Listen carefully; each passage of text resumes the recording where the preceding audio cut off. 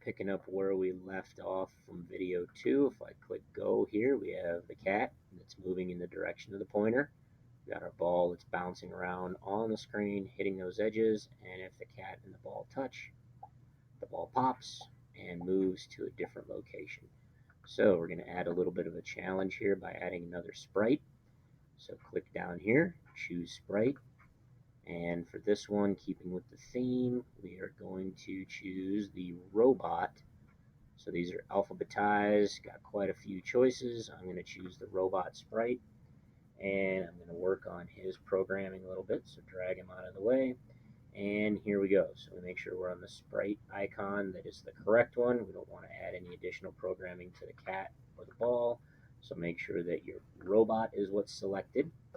Same trigger event is going to happen when the green flag is clicked.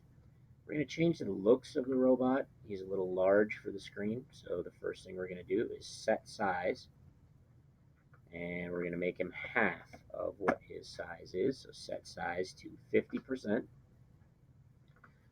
Then this loop is going to go on forever, and his motion is to point towards, so we want to have him point towards. Rather than using a mouse pointer, he's going to chase the ball, so have him point towards the ball, and we're going to have the robot move a little bit slower than our ball. So move, instead of the 10 steps that the ball is moving, we're going to have it move 5 steps.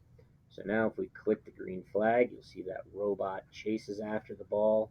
Doesn't matter where it's going, he's slower than the ball, because remember the ball's moving at 10 steps.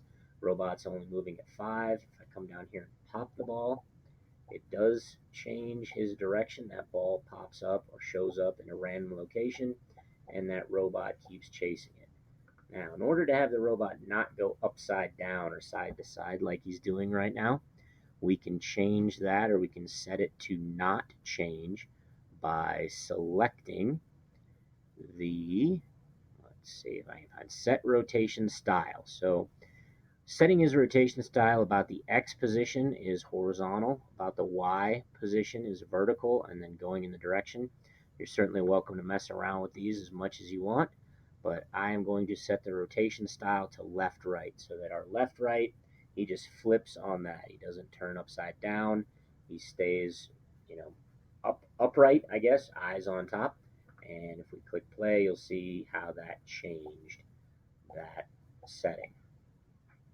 He's now, facing upwards and chasing the ball, which is exactly the direction that we want to have